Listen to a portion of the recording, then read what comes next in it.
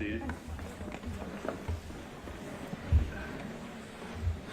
Is counsel for each side ready to have the jury brought up?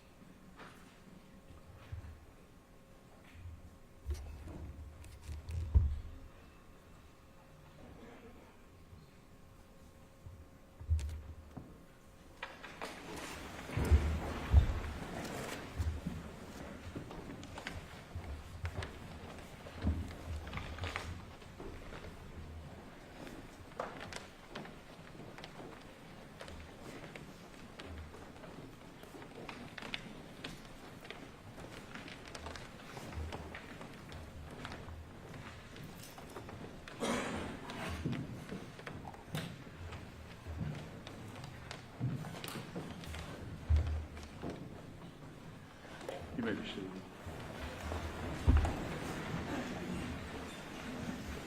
Counsel for the state of Ohio may resume closing argument.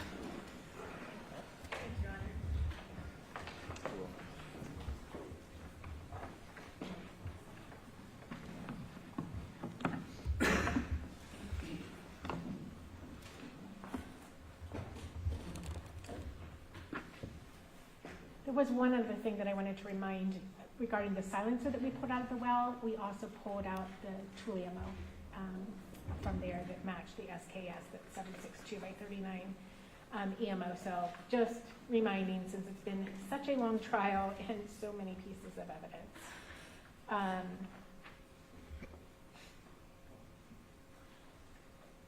And I said the one call that I wanted you to listen to, that is quadruple I-23A. I'm sure you all remember that, but again, it's call number 502. Okay, so we were talking about Jake's statement and what we learned from his statement. And I already talked to you about weighing the credibility of each witness. And again, that is no matter what witness they are.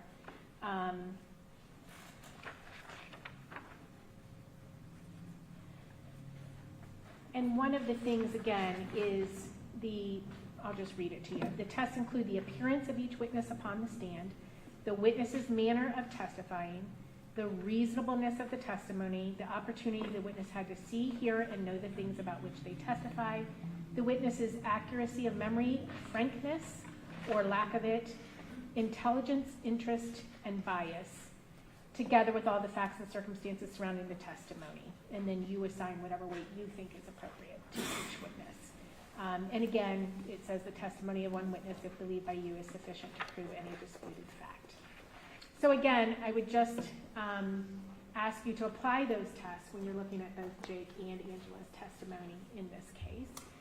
And ask yourself, what motives would they possibly have to lie on their son and on their brother? It gets them nowhere. Why would you take down a perfectly innocent relative of yours that you were obviously so close to. I mean, when we listened to those 2018 recordings, you can tell that George and Angela are the ones that are really leading the charge and are in sync with one another. So, again, there'd be no reason for her to make this up. But they didn't. You know, what they told us was the truth, as horrific and as disturbing and disgusting as the truth is. Let's focus then on George's testimony. Again, I told you you will be instructed that because Jake and Angela are accomplices, that you are to regard their testimony with grave suspicion. And you'll simply be instructed that you are to weigh the defendant's testimony the way you would weigh anybody else's testimony. But I would submit to you that you should weigh his testimony with grave suspicion, because he had nothing but self-serving testimony, from his opening statement to things he said at the border, to things he said on the wire, and certainly the things he said on the stand when he testified in front of you. And what is his motive? To be dishonest, right? Well, we know at the border it was to protect himself and his family. They had all had that same alibi. That was to protect each other, right? They were alibying each other, basically. Obviously, he told you that he knows that if he comes in here and says he committed these crimes, that you're going to find him guilty and that he will face a severe penalty. He told you that anybody who does that should get the death penalty, right? And up until today, he was facing the death penalty, but because his brother lived up to his end of the bargain and came in here. Objection. You want to approach?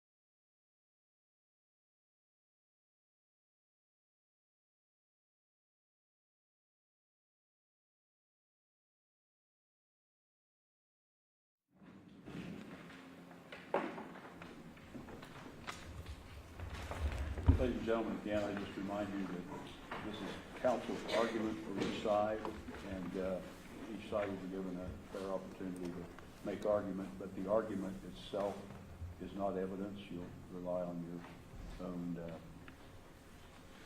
you rely on your collective memories for what the evidence is. All right, you may continue. Okay.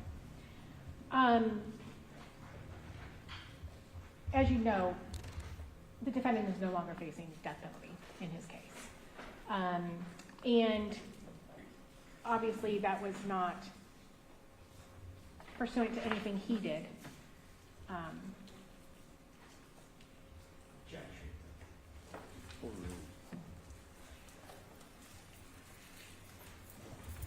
But even though he's not facing the death penalty, he understands that if he's convicted of the remaining charges and specifications, he still faces a potentially very severe punishment. You guys will no longer take part in that process as we drug you through all the individual voir dire and talked to you about that process. I think we did also tell you that there was a possibility that that would not happen. So you will be instructed that you cannot consider punishment when you are making your decision about guilt during this, during your deliberations, which frankly would have been the same case anyhow, because it was a two-part phase previously when there was death penalty as a potential, because you first decide whether or not somebody's guilty and then you decide what their penalty is. Regardless, the defendant understands that if he's found guilty, he probably will not see the light of day for a long time at least. And we also know that what his mantra is, right? In that same call, or in a call with his mother, he apologizes to his mother and says, you know, don't get mad at me, but the only reason you and Dad ever got into any trouble is because somebody always caves and somebody always crumbles. And I'm not going to cave. I'm not going to crumble. That's what he told you. That's what he told us on the recording. That is the way he conducts himself. When he's faced with an investigation or suspicion, he's not caving. He's not crumbling. So let's talk about not just the lies that he told, but why he told those lies. And keep in mind that unlike Angela, who does not have Jake's proffer, Jake does not have her proffer, the defendant certainly does. That's part of discovery. He's got to have it.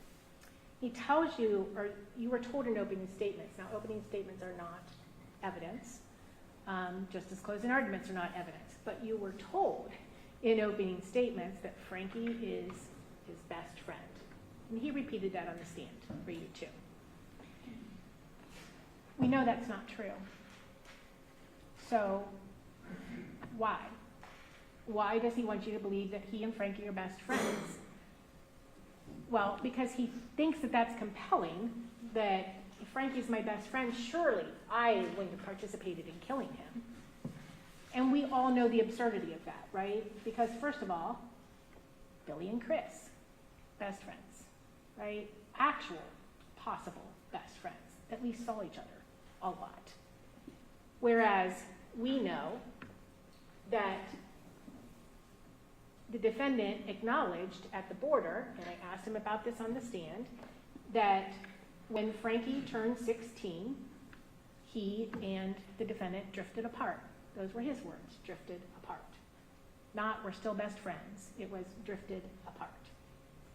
We also know there's a 4.5-year age difference between the defendant and Frankie. We also know that Frankie turned 16 in 2012.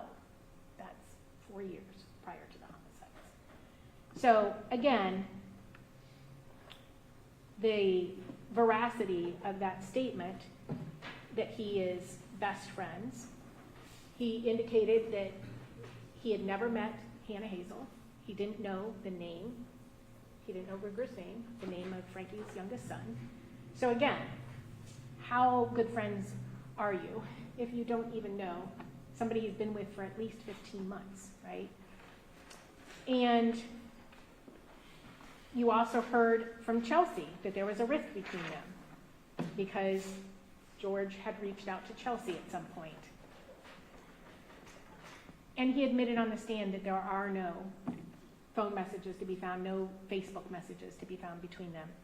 He, of course, denies knowing or actually being the one that blocked Frankie on Facebook, but the fact remains, Frankie is blocked on the defendant's Facebook. So again, not only did he lie, but why is he lying? Again, because he thinks if he can convince you that Frankie was his best friend and Hannah was like a little sister to him, that there's no way he could be a suspect in this. He also told you that he ran away when he was 16, and that ever since then he's been trying to get away from this terrible family of his, this terrible family who he recognizes as terrible, and he wants no part of. So again, let's line that up with what we know to be true. First of all, his version of running away, nobody else ever talked about, right? He didn't ask his mom about it. They didn't ask Jake about it. They didn't ask Chris Newcomb about it. They didn't ask the pastor about it.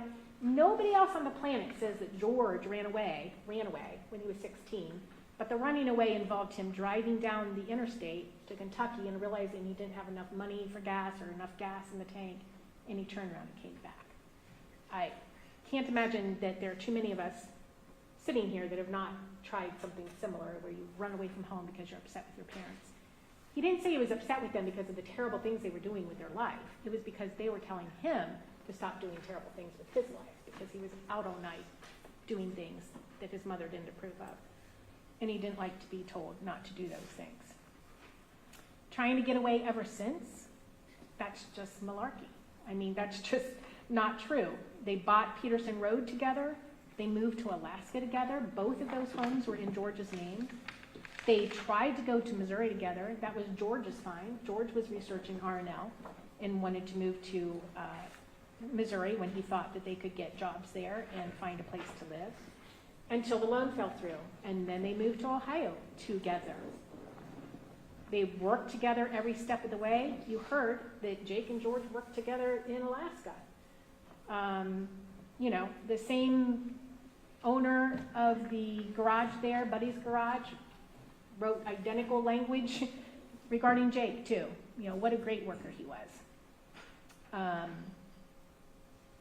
And in 2018, we have him telling his mother on the recording that he wants to move out west with her and Jake and the kids, someplace far away where they can just live peacefully with one another. So again, the idea that he's been trying to get away from them ever since he turned 16 is a lie. It's just a lie. Why? Why is he lying?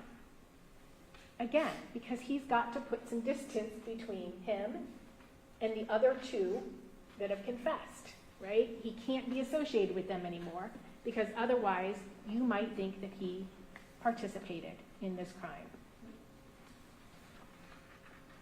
And he certainly wasn't disgusted with them in any way. You know, you heard that he continued his life of crime, and in fact was, again, proud of himself. In 2016, September of 2016, 5 months after these homicides occurred, when Jake and Chris wreck his vehicle to get money. So again, it's not that he, you know, recognized the error of his life and the life of crime that his family was leading. That was not the case at all. He also said in opening statements that Jake was the favorite child. And again, we know that he did not say that at the border. I asked him about that when he was on the stand. And his response to the agents, and again, was that his mom has never given him a reason to think that Jake is the favorite child. So, again, why does he want you to think that? Because then maybe that makes it more likely that Jake and Angela were in on something that he was cut out of. Even the Andrew Carson call, you heard that this was like the performance of a century that Jake did. Well, I think Andrew Carson said he dropped the phone, and there was no indication that George was present during that. That's not come to bear. So again, just these things that are put out there that are not false. And ask yourselves, why do they want you to believe those things? Let's talk about the lies that he told at the border. Now, we know why he's lying at the border, right? Because, again, at that time, they're all denying. They're all going to alibi each other, and they're all going to convince us that none of them are guilty, because nobody has turned state's evidence at that point. So that is when we had a family night until 12 or 12:30. My son usually goes to bed around 12:30. My very young son goes to bed at 12:30. He goes to bed for an hour, then he gets up to have apple juice. We watched a fairy movie. It was Sophia's pick. You have to watch it. They all had to stay awake for it, because if you don't watch it, she twists your ear. So again, a very elaborate lie, but we know it's a lie. Because at a minimum, Jake wasn't sitting there at 12:30 watching a movie, because we know the three of them, Jake, George, and Billy, were up on Union Hill Road killing Chris and Gary just before 11 p.m. when Chris's phone is seen calling Billy's phone. And we also know that that was the lie, right? That was the ultimate lie. That was the alibi lie. And it was to protect himself and his family. He said he never saw those shoes before, even though his mom admitted that she bought them for them, that they saw them, that they didn't like them. But he denies it. And that's mostly because he wasn't prepared for that question. Like I said, they knew we had metal detectors out there. There were media helicopters up there. They told you that. And none of them were ready for that question. But again, George just went with his normal approach, which is deny, deny, deny. He said everything was great between Hanna and Jake. That's what he said at the border. Again, that is all to protect them. He knew that wasn't the case, but he said that it was, so that we would believe that there was no motive at all for anybody in the family to have committed this offense.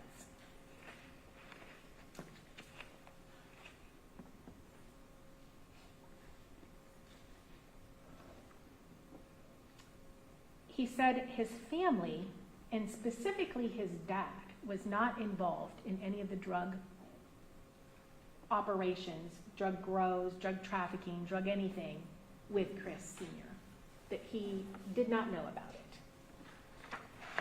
Again, he gave a very elaborate lie and said,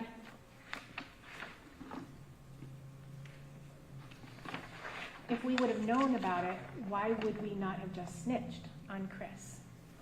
Okay, and this is, you're being confronted with, you killed the Rhodens, you had a motive, blah, blah, blah. He's trying to convince us there is no motive, he's not involved with the drugs. And if we were aware of the drugs, why wouldn't we have just snitched on him? Which is kind of an odd thing to say, first of all, because it admits that you have some axe to grind with them, but also, again, that was the original plan. The original plan was to snitch on Chris. So he told on himself without realizing it, because at the time at the border, again, they were all lockstep. They weren't caving, they weren't crumbling. Nobody was going to tell what actually happened. So he was comfortable saying that, right? Now, it's a very telling thing for him to say, because we heard from Angela Wagner that that was actually their original plan. But he comes up with that at the border. He says his mom is not controlling at the border. Again, I talked about that, where we were accusing her of masterminding this. So again, he comes to her defense. She's not controlling. Jake and I run the store, or run the house. Either way, every lie that he told us at the border was to protect himself and Jake and Billy and Angela. They were protecting each other. There were other interesting things that we learned at the border. And again, I talked to him about this, that he said that they make decisions as a family. He indicated that he wasn't 100% sure that he was going to go back to Alaska because he hadn't talked to the family yet. So again, clearly they make decisions as a family. And he's not even prepared to give an answer until he's had that discussion with his family. He also gave us very vivid details about his grandfather and his condition, where he only had a year to live in his spine. This was the one that's paralyzed since age 17.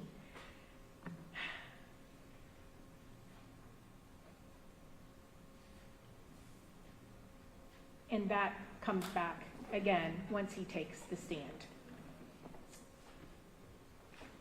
And again, he goes overboard stressing that his mom lives with him and not the other way around. So then we get to the lies he told us when we were listening to him, right? And he knew we were listening to him. He knew so much that we were listening to him that he said, I know you're listening to us, Ryan.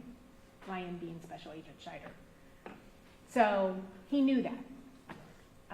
And you heard Jake and Angela say that they would try to throw their conversations so that we wouldn't hear anything incriminating, and in fact, hopefully hear something that was somewhat exculpatory.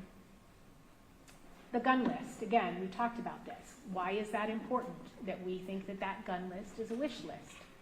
Because the SKS then is in his hands, and one of the other murder weapons is also on that list. He also continues to go to some length saying that Jake did not even have a 1911. And again, this is important to convince us, because not only does he know they were used in the homicides, But if we don't think it's a wish list, if we think it's actually an inventory, then where is the 1911, right? They need to hand it over to us and say, go ahead, test fire it. You're not going to find anything because this is not the gun that did it. Same with the SKS. They no longer have it because they destroyed it. You saw, they destroyed it. So again, he goes overboard trying to convince us that this is a wish list. He says it, I think, about 5 times in that one conversation. Again, the lie is to protect himself and his family. The custody documents, again, we learned in the recordings that he reminded Rita about, how these were re-upped in April.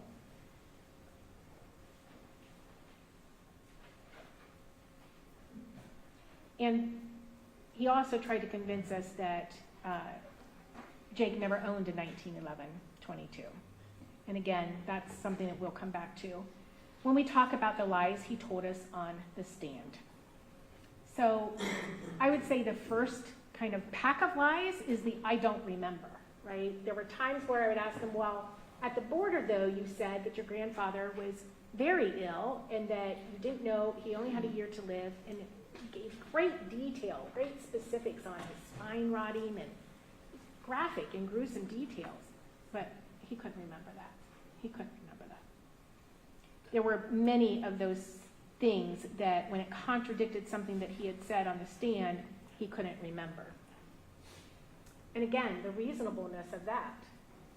He sat here this whole trial, listening to all the evidence. He certainly has access to his statement that he made at the border.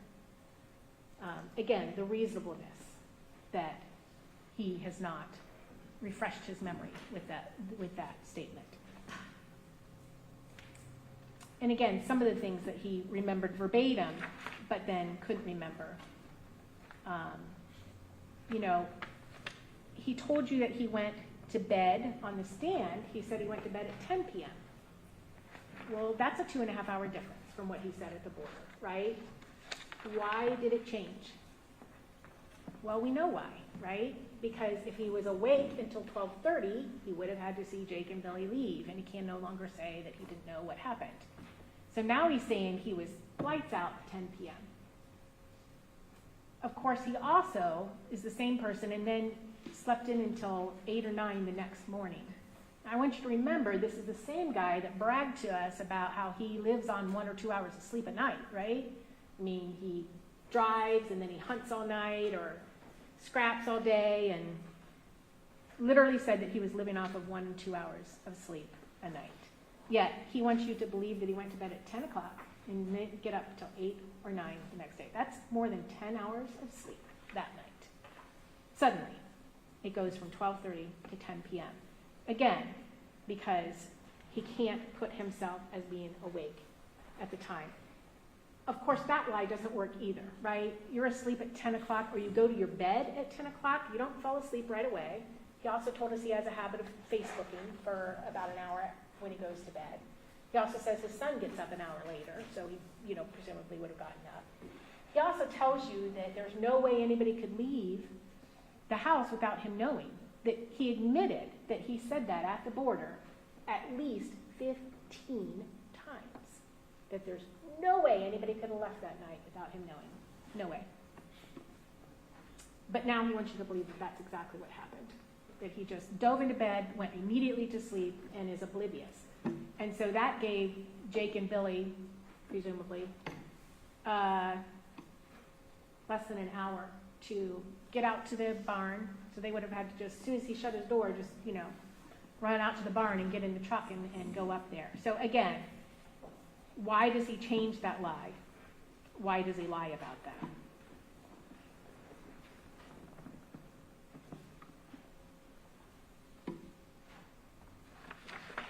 Because at this point, he's no longer protecting his family. He's just trying to protect himself.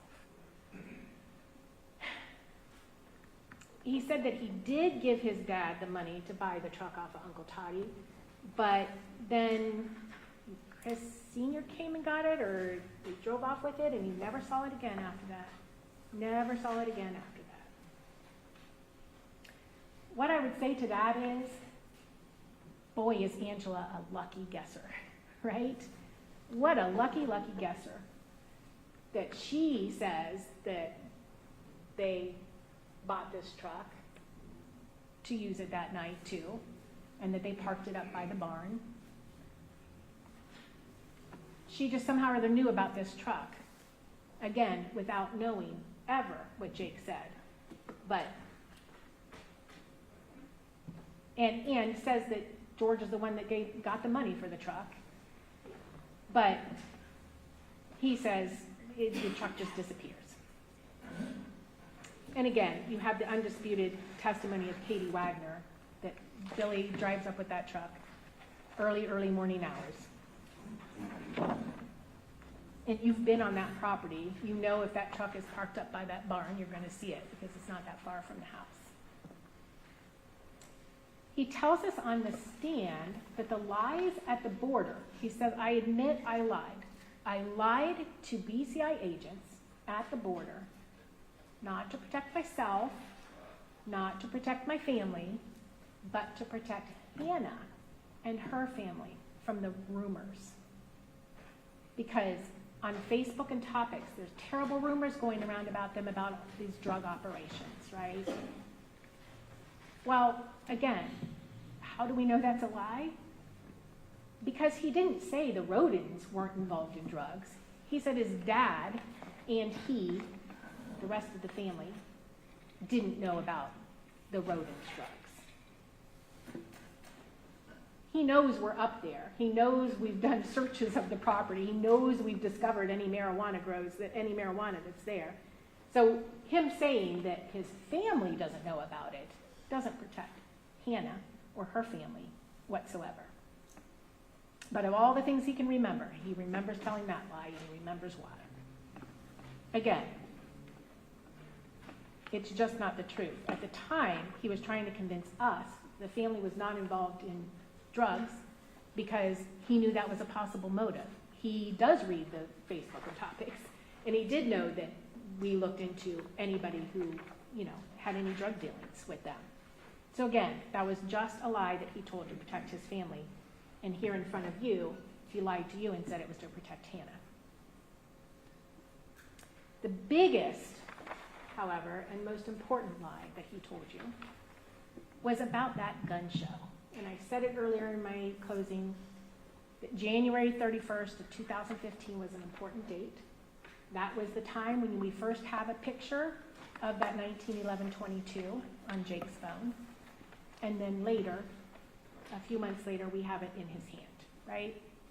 January 31st of 2015 is when the gun show happened at the Westland Mall.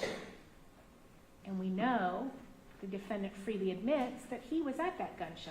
Well, he freely admits it because we had some documents to hand him that have his signature and say the Westland Mall, and shows a gun that he bought there, a Kel-Tec.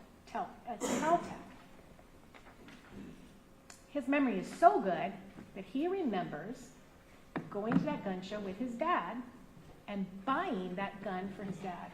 In fact, that's why they went to the gun show, he thinks, just to get that gun. But for the life of him, he cannot remember Jake being there with him, even though we know that Jake was there at the gun show with him, buying the 1911-22 Walther Colt that was used to kill 5 of the 8 victims in this case. So again, ask yourselves, why that lie?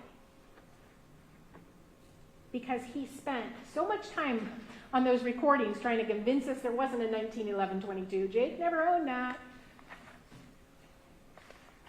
And that the gun list isn't real. The gun list, being made in February of 2015, within a few weeks of them buying these guns. Because he knows that makes him look guilty. So he cannot admit that he was there, or Jake was there, and he remembers Jake being there buying that 1911 that later becomes the murder weapon. And, if you don't know the significance of the 1911, if you weren't with Jake and Billy up there on Union Hill Road, why, when Agent Scheider sends a text to George with that 1911-22, with parts that we saw them purchasing to build a silencer. Why is that a family emergency? Would have it been a family emergency if he sent a picture of the Kel-Tec, which wasn't used in the homicide? Of course not. Who cares? You're sending me a picture of a gun. Has no meaning to me. Why is he sending me a picture of this gun? All he said, and you'll have the text messages, was, I'd like to talk to you about this sooner rather than later. That's it. He didn't say, this is the murder weapon, nothing. But that became a family emergency. On the stand, he wants to convince you that it was Jake's family emergency. But George is the one on the phone, and again, you'll have these recordings. George is the one on the phone telling his mom that they're going to call and say that it's a family emergency so they can go home. Again, there's no reason for that to be a family emergency unless you know, because you were there, that the 1911-22 was used in these homicides. And again, it's indisputable evidence that all three were at that gun show, buying guns that day. Again, the reasonableness of what he says to you. The guns are all stored in the same safe at their house, in the mudroom. Never saw the gun there. He says he never saw the gun there. You go to a gun show and you buy guns, you show each other the guns you bought. You talk about them, you hand them to them, they handle them, they look at them, they're very cool. A 1911-22 Walther Colt, especially because that's the gun used in, one of the guns that was used in the Boondock Saints. So, again, there's no question that he remembers Jake being there, but he's lying to you. And again, the why he's lying is clear. But at some point, the fact that all he does is lie, in his opening, at the border, on the wire when he thought we were listening, and here on the stand, has to matter. That has to matter, that he does nothing but tell lies. He says Boondock Saints is not their favorite movie. Chris Newcomb says it is. He says he's like a brother. You heard how close they are. Chris Newcomb says it's his favorite movie. Randa says she was there when that conversation happened, and she didn't know what the Boondock Saints movie was about, so she asked him. And when she found out that it was two brothers, it was a movie about two brothers, she said, oh, well, no wonder they both like it. No wonder it's their favorite movie, or whatever, because Jake also said it was his favorite movie. But again, why doesn't he want you to think that's his favorite movie? Well, because maybe that's just a little bit more evidence in your minds that he was involved in these murders.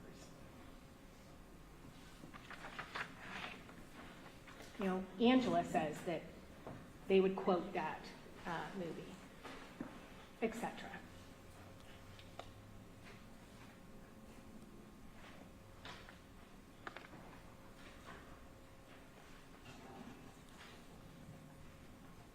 And again, I think that, you will be instructed that you can choose to believe all of what somebody says, some of what somebody says on the witness stand, or none of what they say on the witness stand. And I would suggest to you that that is what you should do regarding the defendant's testimony. I think you should disregard all of it.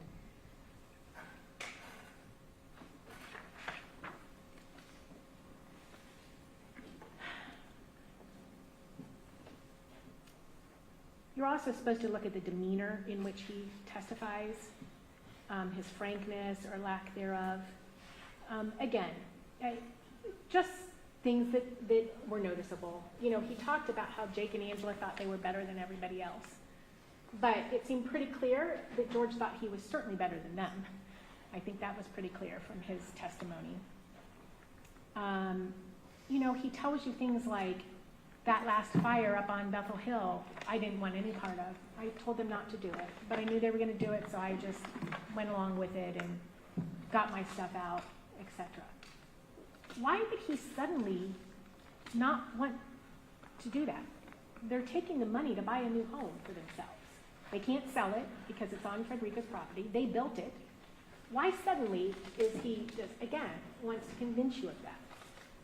Even though he freely admits that he engaged in other insurance fraud after this.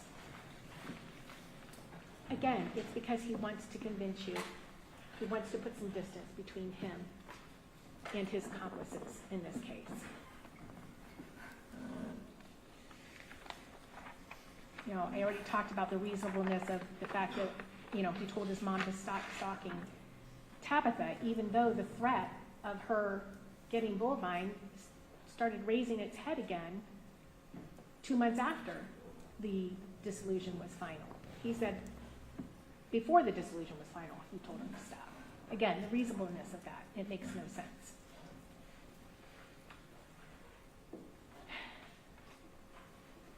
The fact he says that he was not aware of any rift between Hanna and Jake, but then you hear from Angela, who again says that not only do they have family meetings, but sometimes if they're, you know, talking in one room and somebody else, you know, everybody weighs in on it, right? I mean, this is how they spend their time.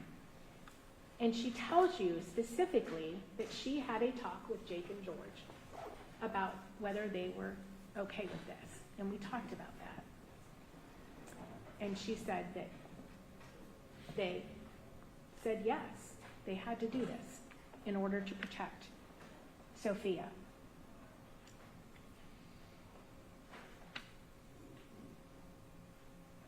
The fact when he says he never knew their plan, again, this would be the one time, all the way leading up to it, he's intimately involved in every ordeal, everything that goes on in the house, and all the way after it he is. And also, I would like you to lay those comments next to him talking about having to discuss it with his family, saying to Jake that the family has spoken, telling Jake that Sophia will stay with him versus Jake because he has to protect her.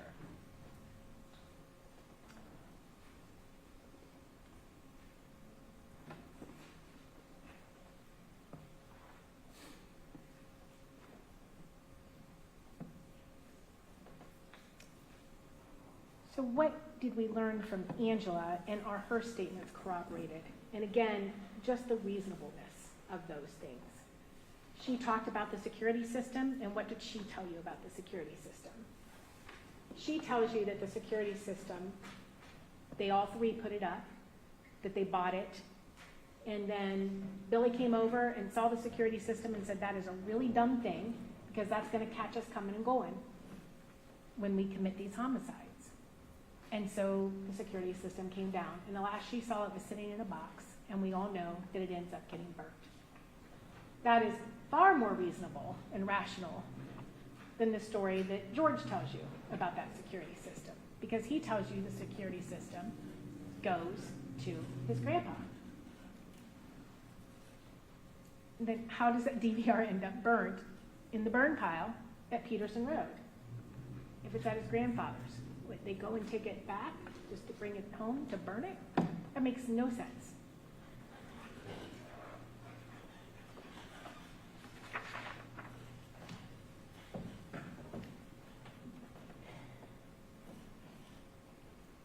She also confirms that Jake and George dyed their hair that week. The one thing that they have failed to do, when the defendant took the stand, we can very easily demonstrate his lies. I've just walked through some of those with you, whether it's because it changed from what he said at the border, whether he simply just said things that are unsupported by facts and in fact contradicted by facts.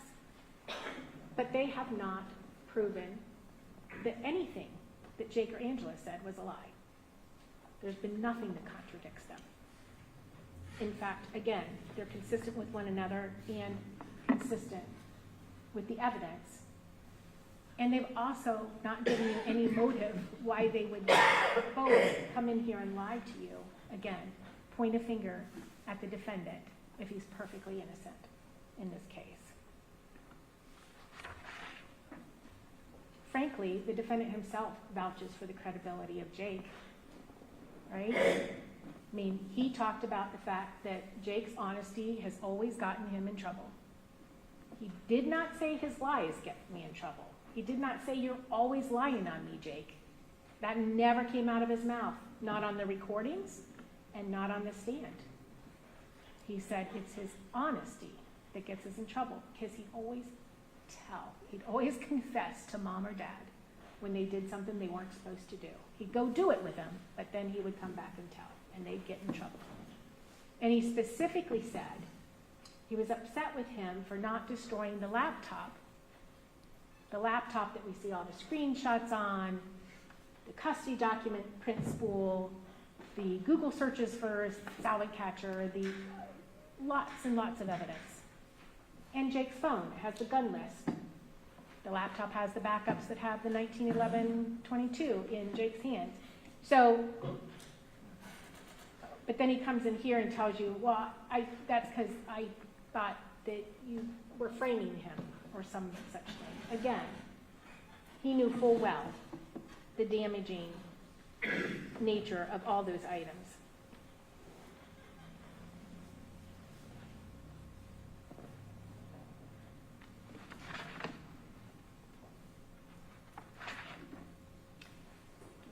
The one thing that we did not hear from the stand, again, that I thought was very telling, Mr. Parker asked him, what did you think? What did you feel when you found out that your brother had confessed to doing these crimes? What did you think? Mr. Parker kind of fed him the answer and said, did you feel like Chris Newcomb felt? What you did not hear George say, he did not say, well, yeah, I was really upset that he did this, but I would like to strangle him with my bare hands for lying on me. Like, he didn't say anything, nothing from the stand about being upset that Jake lied on him or his mom lied on him. He never said that. Not been in that position, but I can't imagine that that would not be my overwhelming emotion I would feel when I found out that not only did my brother confess, but now he's saying I was involved too and I wasn't even there? Objection. What in the world? Objection.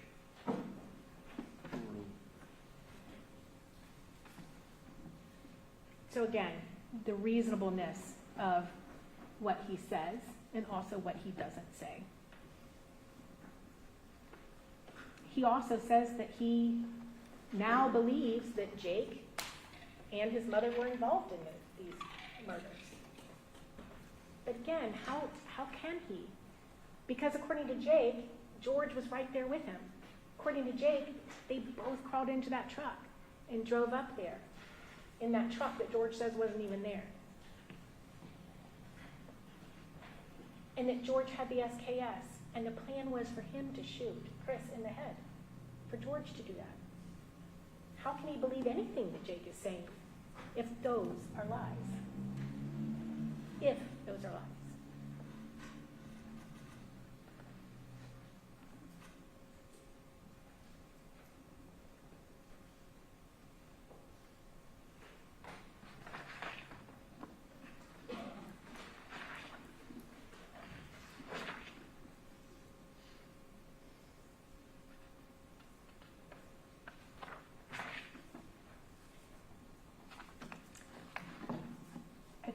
This time, I'm going to go through the charges with you. We did this during opening statements a little bit, just so you could know what kind of evidence to look for.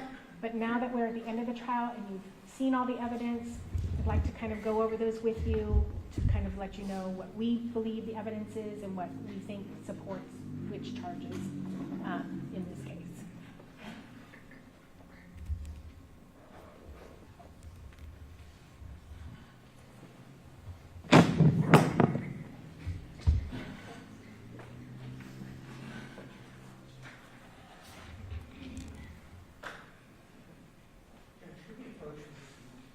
Yes.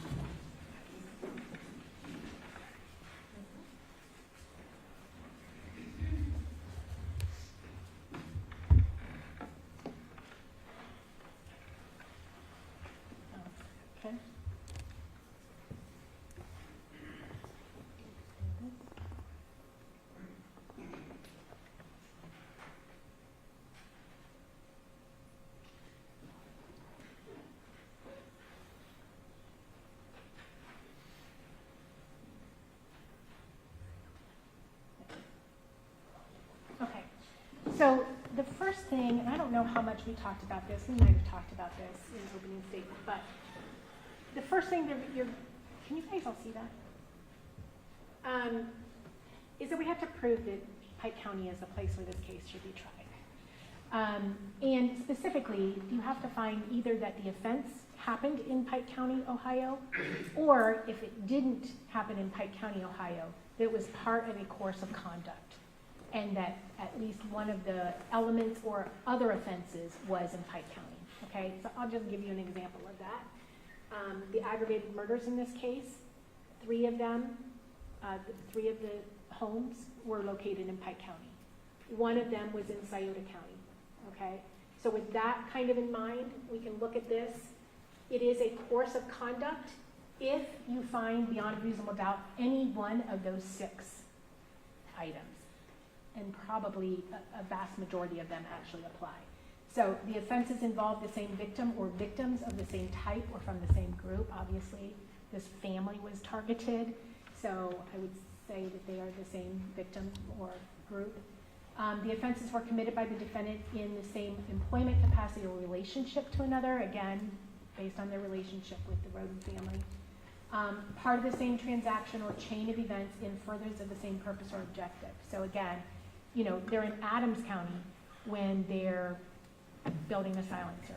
They're in Adams County when they're modifying the murder truck, because Adams County is where Peterson Road is, right? They're in Adams County when they're monitoring Facebook. Those sorts of things, but it's all this continuing chain of events in the furtherance of this same purpose or objective. The offenses were committed in the furtherance of the same conspiracy. The offenses involved same or similar modus operandi or scheme, plan, system, or method, and we'll talk about that more later. Or they were committed along the defendant's line of travel in the state, regardless of the point of origin or destination. So again, any one of those is sufficient for you to find in order to say that it is a course of conduct. Again, I would say almost all of them apply, at least in one way. But that's just an instruction you're going to get, so I just kind of wanted to go over that with you so you understood what that is about. And that applies to each count. For each count, you'll have to say, yes, this happened in Pike County, or if it didn't happen in Pike County, it was part of a continued course of conduct, where at least one of the offenses or elements is in Pike County. Okay, we already talked about this, so I'm not going to go over this again with you. That's just the weighing of the witness testimony. Aggravated murder, except that says aggravated murder. Before you can find the defendant guilty, you must find that on or about April 22nd, and you will be instructed that it doesn't have to be exactly April 22nd. That's the on or about language. We know, for instance, that Chris and Gary were killed before midnight on April 21st. But on or about April 22nd of 2016 in Pike County, or as a part of course of criminal conduct involving an offense, same thing that I just talked about, the defendant purposely and with prior calculation and design caused the death of, and obviously that will change depending on which count it is. Count 1 is Kenneth. But you'll have 8 of those counts, obviously, but that is what you have to find in this case. And we will talk again about complicity. I already kind of touched on that when I said Jake pled to 5 of these, but pled to all 8 of them, even though he only personally shot 5 individuals, right? Only. Angela also wasn't even there. So again, we'll talk about that, just because you weren't the person that pulled the trigger. Okay, so this just talks about the definition of purposely and the result. Basically, there has to be present in the mind of the defendant a specific intention to cause the death of the individual that's listed in that particular count. And at the bottom there, how it's determined is the purpose with which a person brings about a result is determined for the manner in which it's done, the means used, and all the other facts and circumstances. Again, these are some of the instructions you'll get tomorrow, hopefully, and but I just kind of wanted to go over them. Prior calculation and design, again, this is the very lengthy definition you will get. Obviously, in this case, there's lots and lots and lots of prior calculation and design. We have both Jake and Angela saying that it was January of 2016 when they decided to commit these offenses, and everything they did after that was working towards that.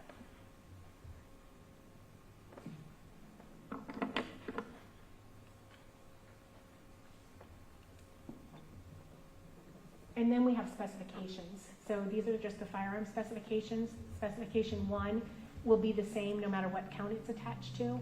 Specification 2 will be the same, and specification 3 will be the same. So I will only go over these once. But specification 1 is just that you had a firearm on your person or under your control when you committed these offenses. And again, complicity comes into play in that too. So we know that Angela pled guilty to some gun specifications even though she wasn't up there and she didn't have a gun on her person at the time. Specification 2 is that the defendant had a firearm on or about his person or under his control while committing this offense, and in this case aggravated murder, and displayed the firearm, indicated he possessed it or used it to facilitate the offense of aggravated murder.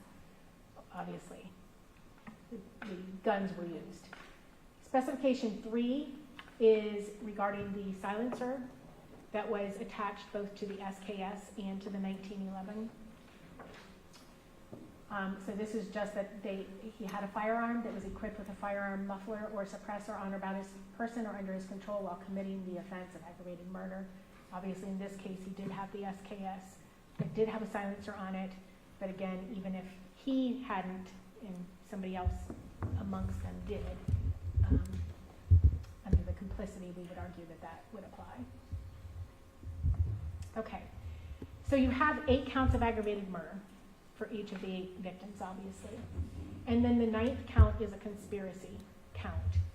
And again, this is kind of wordy, but the time range is January of 2017, which is when they say they started this conspiracy, basically, through the 12th of November of 2018, which is the day before they were arrested.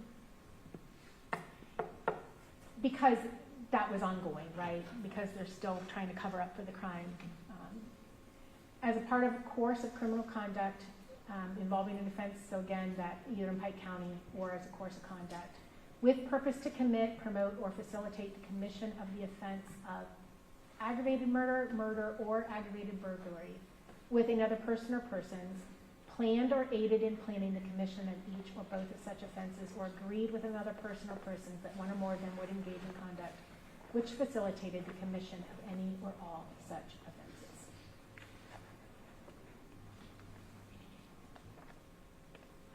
So any one of those, aggravated murder, murder, or aggravated burglary.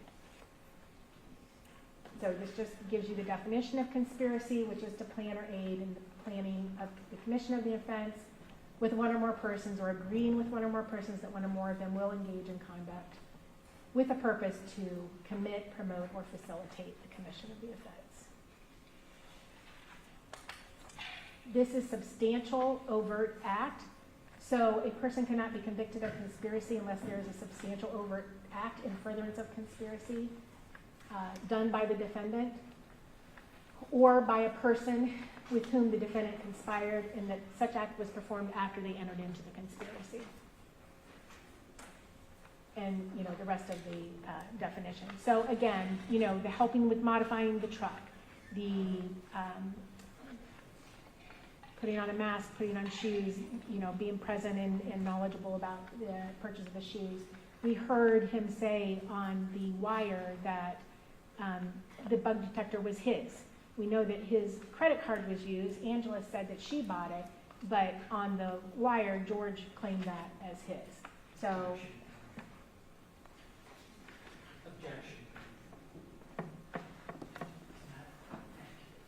I'm sorry. That's not accurate.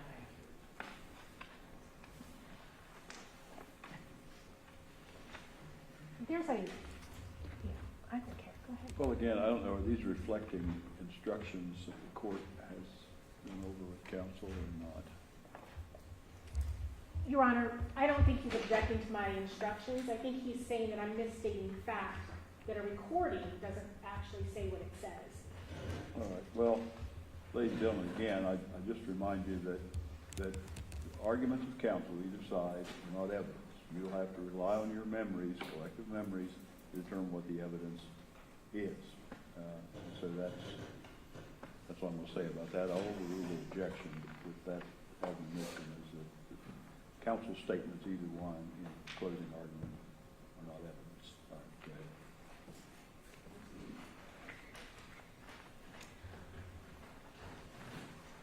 We also have purchases of the tool ammo in March of 2016 and the magazine for the SKS.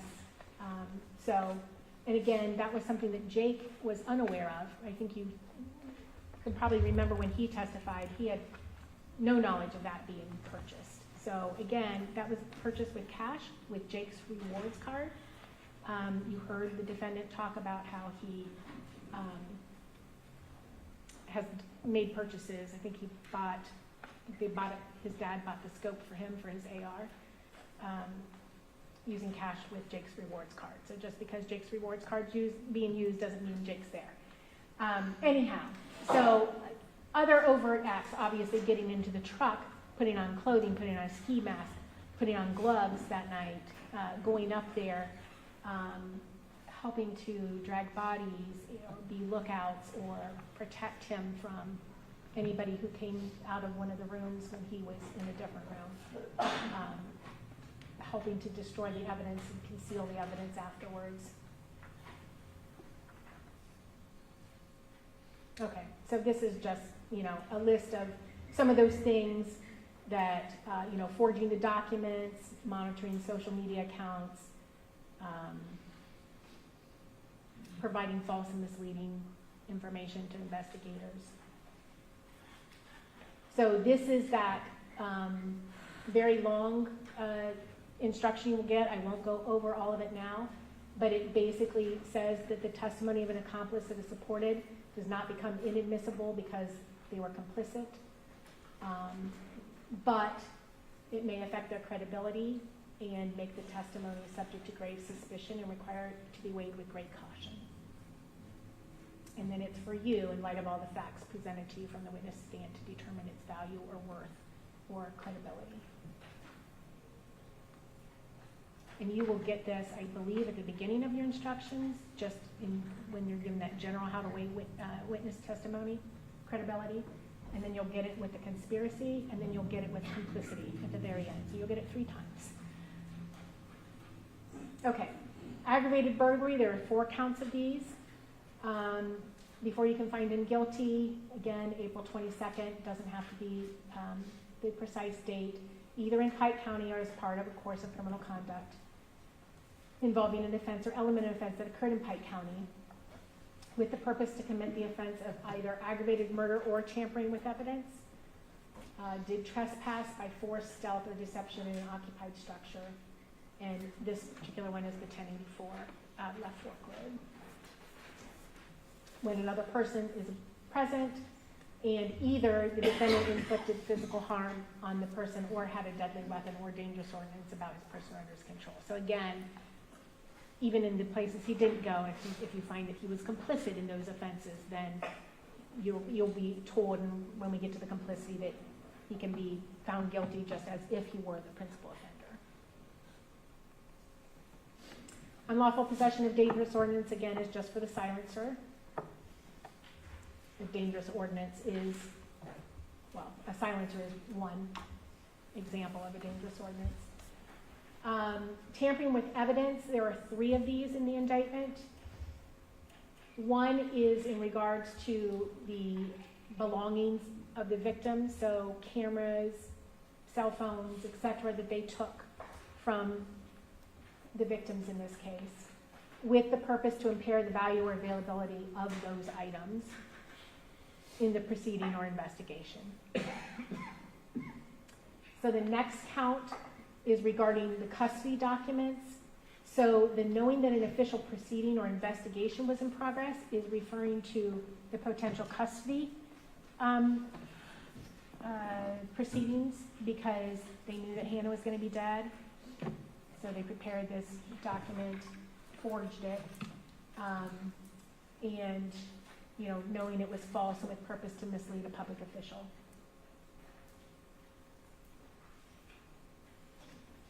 And this last count then is for destroying their own items, right? The silencer that ends up in the cistern, the tool ammo that ends up in the cistern, everything else that ends up in the concrete buckets at the bottom of the lake. The things that they, dug the hole in the barn to bury temporarily. Any of the home security system that ends up in the burn pit. That's what this count is pertaining to. And then the forgery is back to the custody documents. Specifically, again, it says, forging Hanna May's signature basically when she did not authorize that. But also, you see at the very last 3 lines, it says, or forged custody documents that it purported to have been executed at a time or place, or with terms different from what in fact was the case, or to have been a copy of an original when no such original existed. So kind of all of those apply, but certainly even with George's, they dated it from March of 2015, and that was not when they filled it out. So that is forgery in and of itself. Okay, this is unauthorized use of computer cable or telecommunication property. This is simply for hacking into the Facebook accounts of both Tabitha and Tess and her sister, Tabitha's sister. So, although the only ones we've included there are Tabitha and her mother, Tricia Tess Ruggles. So again, that's a very lengthy one. I won't go through that all, but this is a telecommunications service. The interception of wire, oral, or electronic communications. Again, this also pertains to the Facebook hacking. Basically, if you attempt to intercept, or procure another person to intercept or attempt to intercept an electronic communication.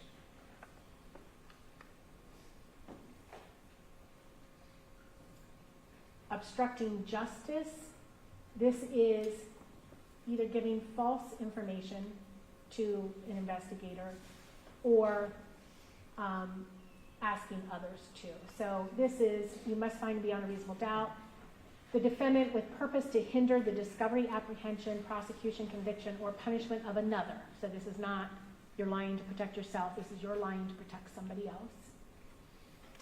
We've listed all 3 of his co-defendants there.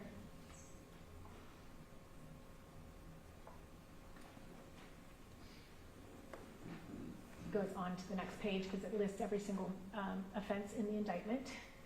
That you either destroyed or concealed physical evidence of the crime, or induced a person to withhold testimony or information, or to elude legal process summoning the person to testify or supply evidence, and or communicated false information to any person. So I would submit that all of those apply as far as destroying and concealing physical evidence of the crime, inducing a person to withhold testimony, or to elude legal process when they got subpoenas for grand jury, and obviously lied to the investigators.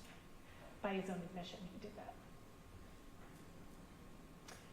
One of the things that you will be instructed on in the obstructing justice is we've included all the offenses, right? So the theory being he lied or had others withhold information and all that stuff in order to facilitate his 3 co-defendants getting away with basically all the other crimes in the indictment.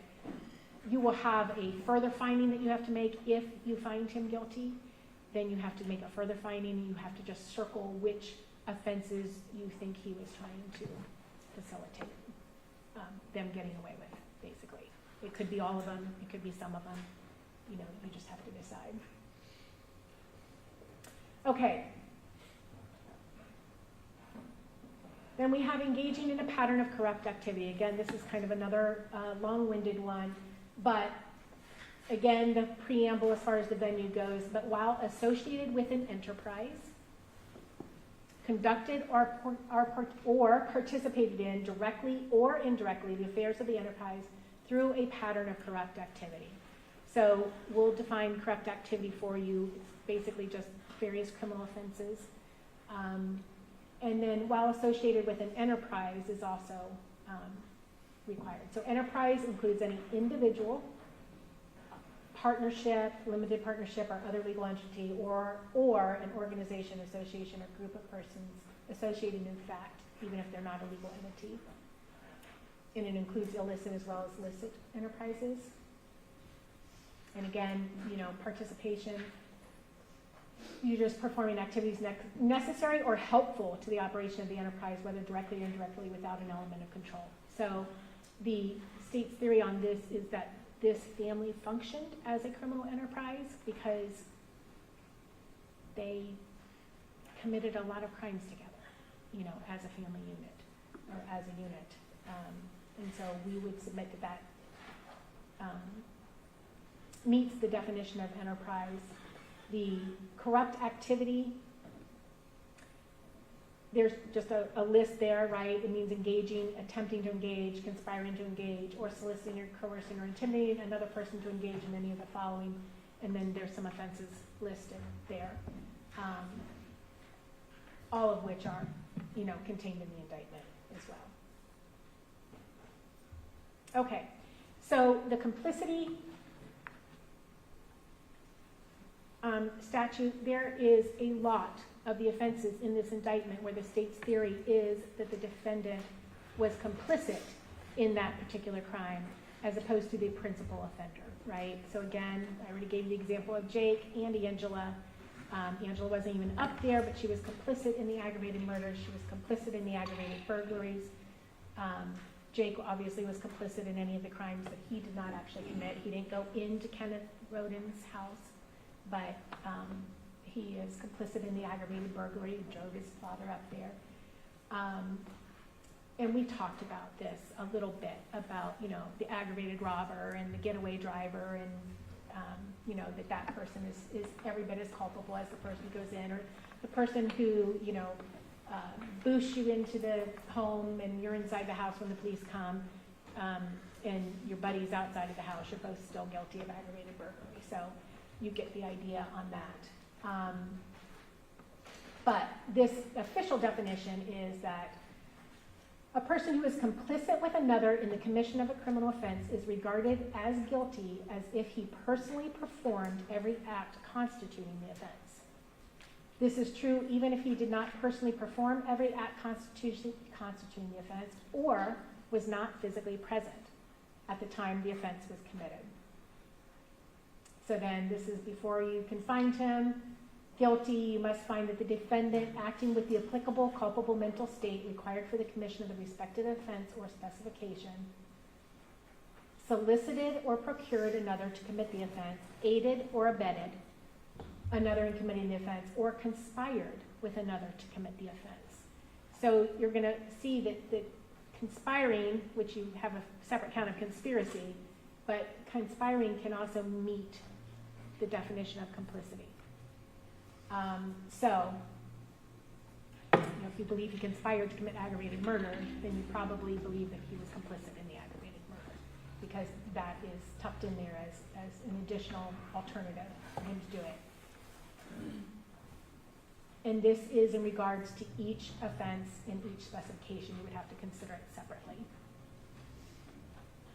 So aided and abetted, this is the definition, that he supported, assisted, encouraged, cooperated with, advised, or incited the principal offender in the commission of the offense, and that he shared the criminal intent of the principal offender. So, he had to know that they were going up there and that aggravated murder was the goal, right? Killing these people was the goal. Such intent may be inferred from the circumstances surrounding the offense, including but not limited to presence, companionship, and conduct before and after the offense was committed. So the conduct after the offense was committed is meaningful as well. The mere presence of the defendant at the scene of the offense is not sufficient to prove in and of itself that the defendant was an aider and abetter. Okay, so if I say, run me up to the bank, I got to go make a deposit, and I come running out with a bag, of money and an ink pack or something. You did not have the intent in that scenario to help me commit an aggravated robbery, right? Versus, let's go rob this bank. You stay outside, I'll go in. park around back and I'll be out soon. So you have to know what's going on, and you have to willingly participate with that. And the judge will give you instructions on that. And then conspired, I told you, this is kind of like you've already got the conspiracy, means to plan or aid in the planning of the commission of an offense with one or more other persons, or agreeing with one or more other persons, that one or more of them will engage in conduct with a purpose to commit, promote, or facilitate the commission of the specific offense.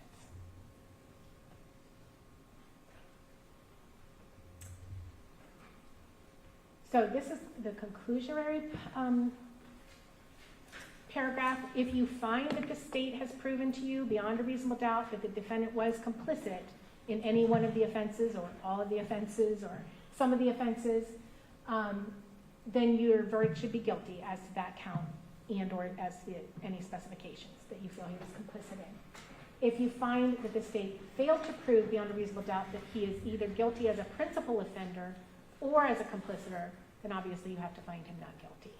But for every count in the indictment, he could be found guilty as a principal offender, or he could be found guilty as a complicitor. Your actions are no different. It will look the same on paper for you. It'll just be guilty or not guilty. But you will know whether you feel that he was a principal offender or if he was complicit in that particular crime or offense. Okay, so this is just what the state feels that is potential principal offender for George specifically, and that would be the conspiracy. You feel that he knowingly participated as a principal offender in the conspiracy to commit aggravated murder, or aggravated burglary. Aggravated burglary, specifically in C1,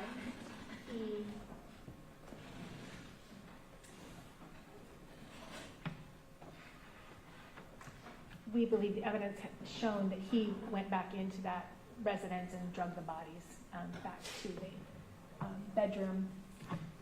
And keep in mind that aggravated burglary can be for purposes of committing aggravated murder or tampering with evidence. Dragging a body and altering the evidence at the scene is certainly one of those. Unlawful possession of a dangerous ordinance, again, because he had that SKS with the silencer. Tampering with evidence as to counts 15 and 17, that was when they destroyed both the property of the victims and of their own stuff. And you heard from Jake that George participated in that. Obstructing justice, we heard on the recordings, both in 2017 and 2018, where he's telling people not to talk to us or not to comply with grand jury subpoenas. So I would say that he's complicit in that, plus, again, all the lies that he told at the border, etc. And then engaging in a pattern of corrupt activity, I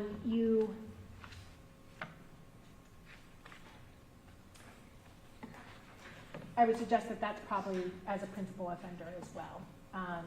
Again, because he's part of that enterprise and he engaged in corrupt activity. You saw the list of offenses that was listed there for you. So again, that's just our position. You guys, again, the judge has said it numerous times today, rely on your collective memories. Anything I say is not evidence, and anything anybody else says is not evidence other than what you've heard from the stand during the course of this trial. But you should consider each offense and each specification on the offenses separately. You'll be instructed as that too. You can find him guilty of all the offenses. You can find him guilty of some of them. You can find him guilty of none of them. That's your, but you should consider each one separately and consider whether you believe he was a principal offender or was complicit in the crime itself.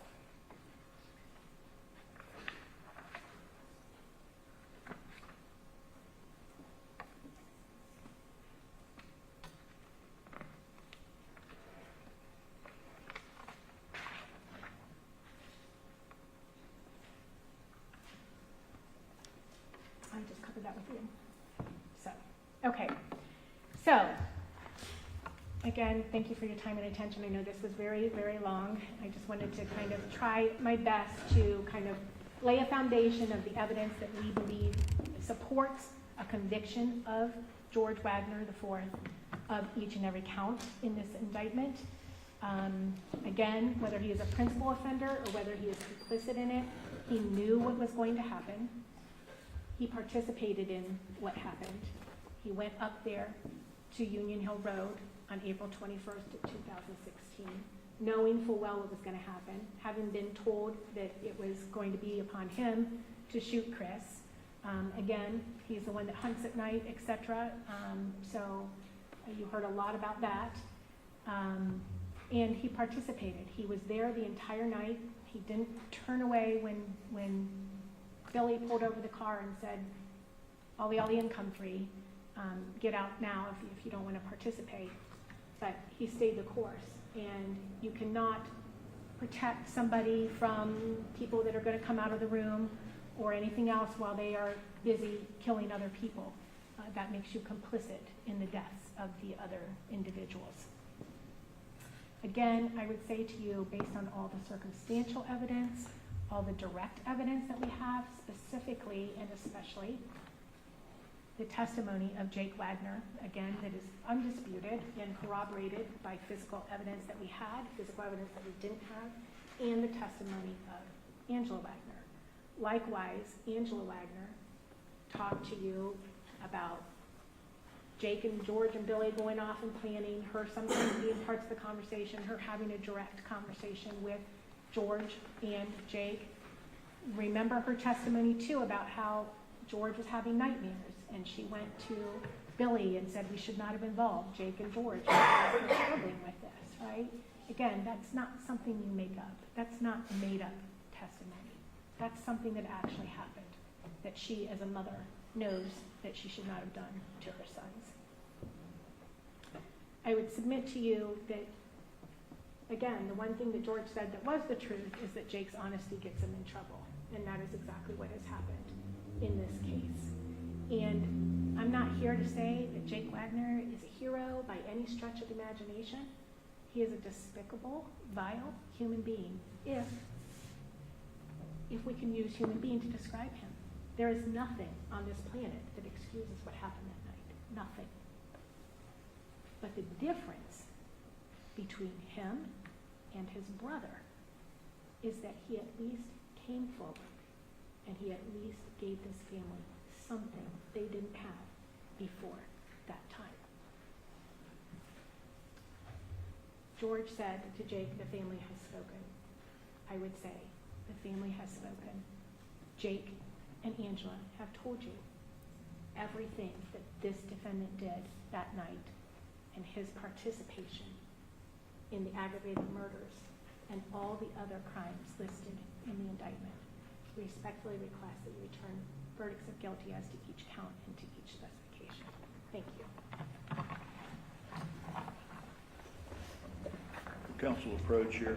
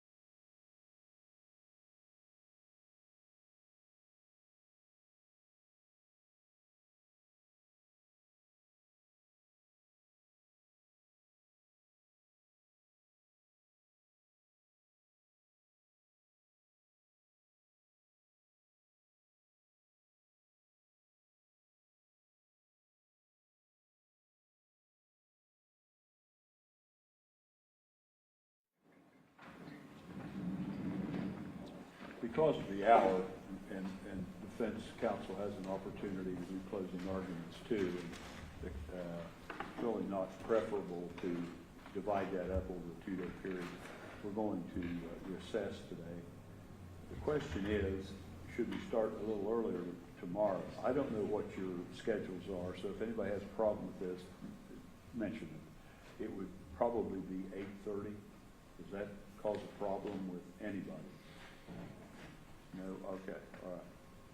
So tomorrow morning at 8:30 then, if you would be present in the jury room, all of you, you'll be brought up from there by court personnel if you don't home this evening. And then tomorrow morning, the first order of business would be defense counsel would have an opportunity to make closing argument. Then that can be followed by rebuttal argument by the state. That's the way, those are the long-standing rules in the court. All courts follow them. While you're, until tomorrow morning at 8:30, do not discuss this case among yourselves or with anyone else. Do not permit this case to be discussed with you in your presence by anyone. Do not express an opinion concerning this case. Do not do any research at all concerning the case as to the facts or as to the law from any source at all. Do not read, view, or listen to any reports or accounts of the case from any source at all. As I've indicated before, that would include newspapers, radio, and television, but would also include Facebook, any social media sites. Just refrain from all of that, and of course have no contact with participants in the case, including parties, counsel, or witnesses. Does counsel for either side have anything that you wish to add before we recess until 8:30 tomorrow morning? Will that work for the? Well, you have him. You're here anyway that early, so all right. So anything further? No, thank you. Anything further from the state? No, just give us 1 second.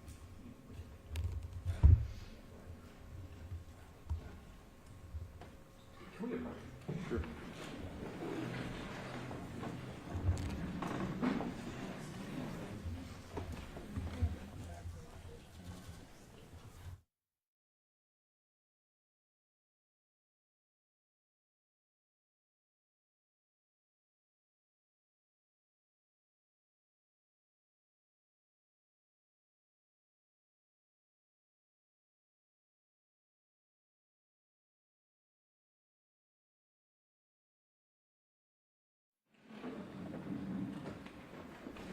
Anything further from counsel for your side before we recess? Then we are in recess until 8:30 tomorrow. Keep your notepads on your seats or your badges.